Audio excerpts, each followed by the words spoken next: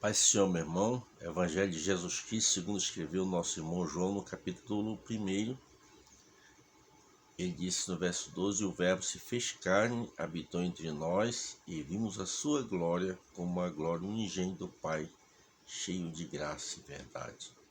E o Verbo se fez carne, o Deus homem, Jesus homem, o Emanuel, que veio morrer em meu e em seu lugar. Eu quero neste momento trazer uma palavra para você, uma palavra do coração de Deus para o seu coração. Há poucos dias eu fui abordado por uma pergunta. Constantemente as pessoas me fazem perguntas sobre determinados assuntos. E dessa vez foi sobre o rock. Um jovem procurou uma outra pessoa, né? Porque esse jovem é um servo de Deus, ele quer morar no céu. E ele procurou então o pastor da igreja, o líder lá da juventude, né? Sobre rock, se era correto o cristão ouvir rock. E o pastor, o líder desse jovem, disse a ele que não tinha problema, ele não podia ouvir muito seguida, mas uma vez que outra não causaria nenhum efeito, desde que não se tornasse um vício, né? Mas esse jovem, ele não se contentou só com essa pergunta que ele fez ao seu líder, né? E aí ele procurou uma outra pessoa para saber, para tirar provas dos 9, né, se era correto ouvir rock ou não. Aí essa pessoa foi que entrou em contato comigo para querer saber o que eu achava e o que a Bíblia fala sobre o rock. Então, a primeira coisa que eu disse foi que eu fiquei muito feliz com a postura desse jovem. Esse jovem é um servo de Deus. Esse jovem é alguém que quer morar no céu.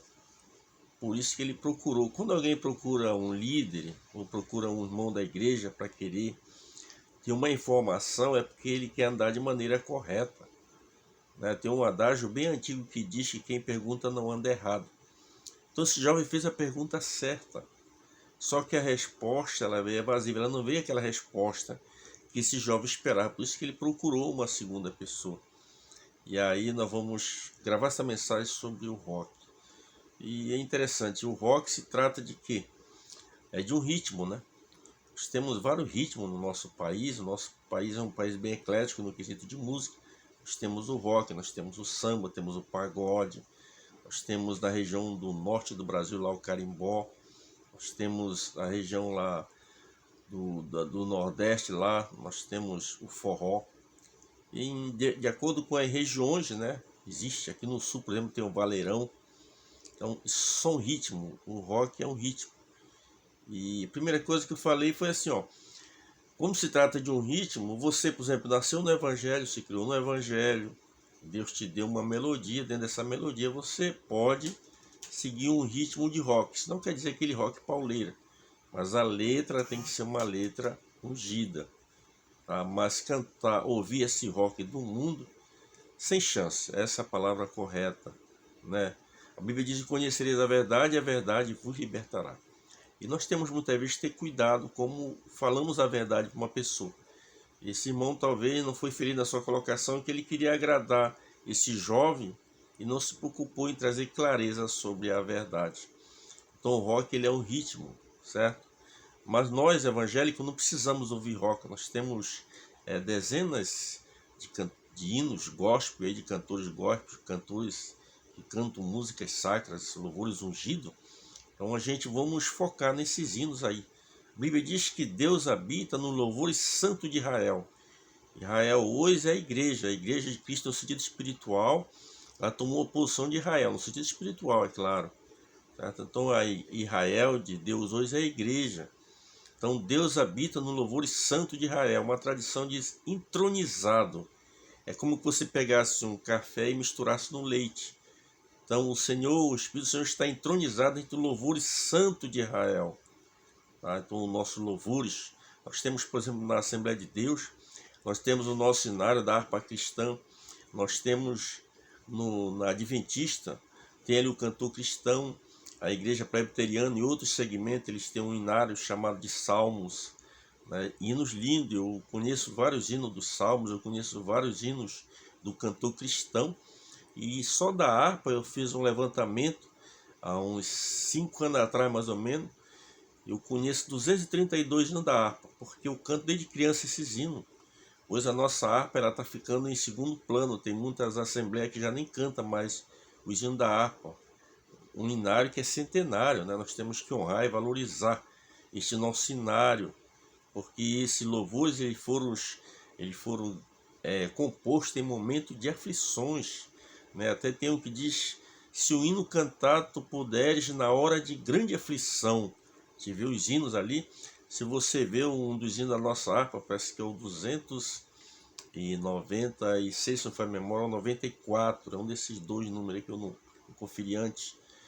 A autora desse hino chama-se Frida Vingre, que era mulher do Gunnar Vingre, né, o nosso grande missionário Gunnar Vingre, que veio da Suécia para Belém do Pará, né, e ali levantar esse grande movimento pentecostal que é a Assembleia de Deus.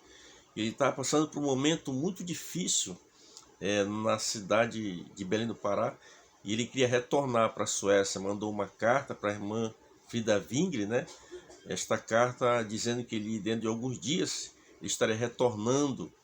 E a irmã Frida Vingre mandou uma outra carta para ele. E nessa outra carta tem aquele louvor, né? Quem em sua mão ao arado já pôs, constante e precisa ser. Esta carta que ela mandou para ele se transformou nesse hino.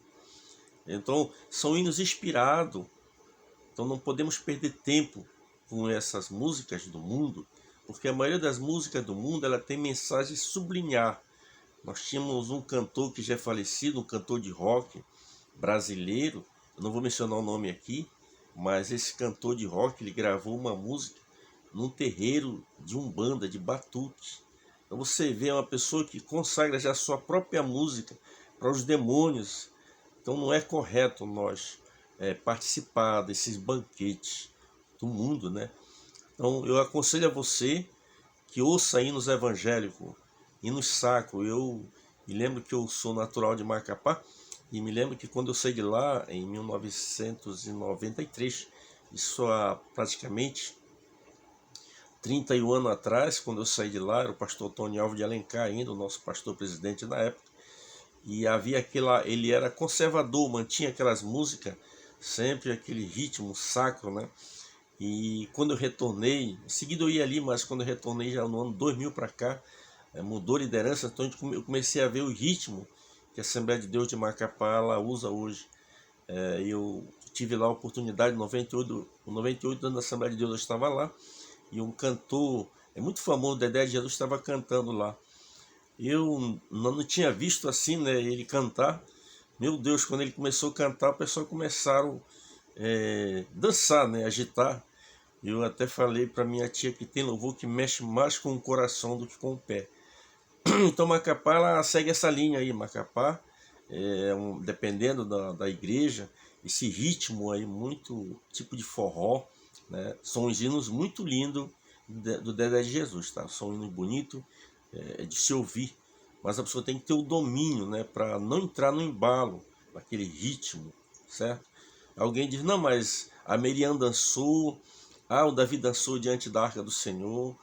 Não podemos pegar esses dois textos bíblicos aqui e querer colocar como uma doutrina para nós. Temos que entender que é doutrina, e quando você simplesmente vê um agir, um mover assim. Não estou proibindo ninguém de fazer assim, não estou criticando o povo de Macapá porque eu sou de lá, só que eu achei muito estranho, né, quando eu cheguei lá, porque aqui no sul ainda são aqueles irmãos, os hinos, nossa, o povo aqui, apesar de ser muito eclético, mas eles são muito seletivos nos louvores. Então você chega na igreja, Assembleia de Deus aqui, você vê a diferença, eles mantêm aquela postura. O versículo que eu escolhi aqui está no Evangelho de Jesus Cristo, segundo escreveu Mateus, capítulo 26, e o versículo 30 diz assim: e tendo cantado o hino, saíram para o Monte das Oliveiras. Isso aqui aconteceu numa noite de quinta-feira. Eu queria fazer uma pergunta para você, se caso Deus falasse com você através de um anjo ou de um profeta, dissesse que dentro de 24 horas você seria recolhido, você iria morrer. Qual seria a sua postura? Como você ia se comportar? Eu confesso a você que a primeira coisa que eu ia fazer era orar a Deus, né? Pedir perdão por todos os meus pecados e também pedir a Deus que se pudesse fazer comigo como fez com Ezequias, que deu mais 15 anos de vida, né? E eu sempre digo, ora a Jesus, eu converso com Jesus assim como eu estou falando com você. Eu converso com Jesus, olha, deixa eu ficar aqui um pouquinho, desde que seja para me pregar o evangelho, ser fiel a cada dia mais a ti, deixa eu viver os anos que o Senhor designou para mim. Vamos ter a eternidade junto, não precisa me levar já para aí, né? Então deixa eu ficar por aqui pregando o evangelho, falando as tuas maravilhas. Então eu faria que nem Ezequias fez, virou-se para a parede e orou. Eu oraria a Deus que se pudesse me acrescentar um pouquinho mais, né? Mas aqui a gente vê que Jesus, horas antes de sair para aquele grande sofrimento, isso aqui acontece uma noite de quinta-feira, em seguida Jesus vai para o Getsemane, e após sair do Getsemane ele já sai preso pelo soldado romano, e ali começou o sofrimento de Cristo, até por volta da hora nona, que é às 3 horas da tarde.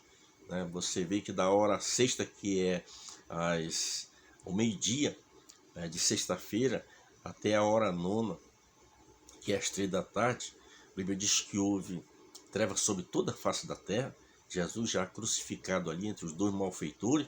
A gente observa que Jesus disse ali na hora nona, ele disse, Pai, está consumado, em tua mão entregue o meu espírito. Na narrativa de Mateus aqui, Jesus diz Eli, Eli, lama sabachthani, quer dizer, Deus meu, por que me desamparaste? Este texto aqui, por que me desamparaste? Deus meu, por que me desamparaste?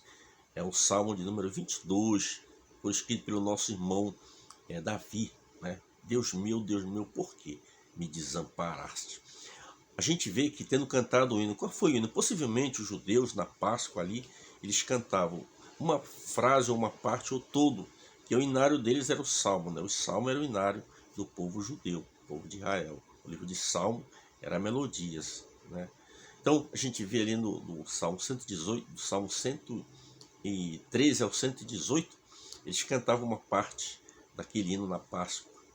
E ali Jesus cantou, não sabemos qual foi deles. Eles tendo cantado o hino, foram para o Monte das Oliveiras. Jesus enfrenta passar pelo o pior momento da vida de um ser humano. Ali foi humilhado, chicoteado, por mim e por você. Hoje é domingo, no terceiro dia, Jesus ressuscitou no domingo, para a nossa alegria, para a nossa felicidade. Quando Maria chega ali, o anjo está ali e havia removido a pedra, e lhe perguntou, a quem buscais? Buscais o vivente entre os mortos? Ele não está aqui, mas já ressuscitou, como havia dito, mas ide, ele vai encontrar com vocês na Galiléia, como havia prometido. Jesus morreu, mas ressuscitou. Hoje ele faz parte da minha e da tua vida. Nós somos os mais privilegiados do planeta. Os budistas não podem dizer, o Buda habita em mim. Os que são seguidores de Maomé não podem dizer, Maomé habita em mim. Mas eu e você podemos dizer que Cristo vive dentro do nosso coração, através da pessoa bendita do Espírito Santo. Nós tivemos tendo cantado o hino, ele foi para o Monte das Oliveiras. Então nós vimos aqui a importância do louvor. Cantar o hino, louvor, de adoração a Deus. Quando você canta, você glorifica a Deus através do seu louvor. Quantas vezes chegamos angustiados na igreja e um louvor a gente se renova. Quantas vezes estamos passando um momento difícil, a gente coloca uma melodia evangélica e aquela melodia, ela nos levanta, ela nos ergue, ela nos transporta, porque o louvor ele é importante. A Bíblia diz que o louvor ele é decoroso. Então eu aconselho a você, não perca tempo com rock, não perca tempo com músicas do mundo. Eu cuidei de uma congregação, eu tinha um irmão ali, o irmão Paulo e a irmã Maria, e eles eram pessoas que estavam, ele era porteiro na igreja, e, como diz o Ghost, um baita porteiro, mas o irmão Paulo se firmava agora, de repente sumia da igreja. Sempre que ele sumia, ficava assim, alguns dias eu ia lá visitar ele. Cantava o hino 4 da harpa, quando não o hino 104 da harpa, né? E Jesus a procurar a ovelha que ia vagar. Eu cantava ali, lia um texto bíblico e ia embora para casa, fazia aquela visita de médico. Um dia eu cheguei lá, o irmão havia sumido, eu voltei lá na casa dele. Quando eu cheguei lá, perguntei, a irmã Maria disse, não, ele acabou de sair. Aí ela disse, foi bom que o senhor veio aqui, pastor. Paulo está desanimado, não quer ir na igreja. Eu disse, mas qual é a situação do irmão Paulo? Tem algum vício? A irmã como esposa. A irmã fala para mim, a gente vai ficar entre nós, não procurar ajudar o irmão com oração, com jejum para Deus libertar. Ela disse, não tem vício nenhum, pastor. O problema do Paulo é que ele passa o dia todo ouvindo a Rádio Farroupilha. Ele só quer saber de ouvir a Rádio Farroupilha. A Rádio Farroupilha é uma das rádios mais ouvidas daqui do estado do Rio Grande do Sul. Segundo a mídia aí, diz que tem em torno de 1 milhão de ouvintes. E ele ouvia músicas profanas, músicas do mundo. Aí eu descobri qual era o segredo que mantinha ele preso. A música, ela mantém a pessoa cativa, porque as músicas do mundo, elas têm mensagem subliminar. Não se engane com aquela melodia do determinado cantor que diz Jesus Cristo, eu estou aqui. Eu já ouvi isso aí num programa de televisão, que não era de um cristão, fosse de um cristão tudo bem, mas de um programa de televisão eu fiz questão de assistir só para ver isso aí, a mensagem sublinhada daquela música, Jesus Cristo, eu estou aqui. Ali te vê o próprio diabo chamando Jesus para um combate, para uma guerra, certo? Então é muito terrível. Eu aconselho a você, não perca tempo com músicas do mundo. Ouça músicas evangélicas, louvores sacros, louvor que fale realmente ao seu coração. Eu prefiro louvor que fala ao meu coração do que fala ao meu, que mexe com meus pés. Que Deus em Cristo nos abençoe e até o próximo vídeo.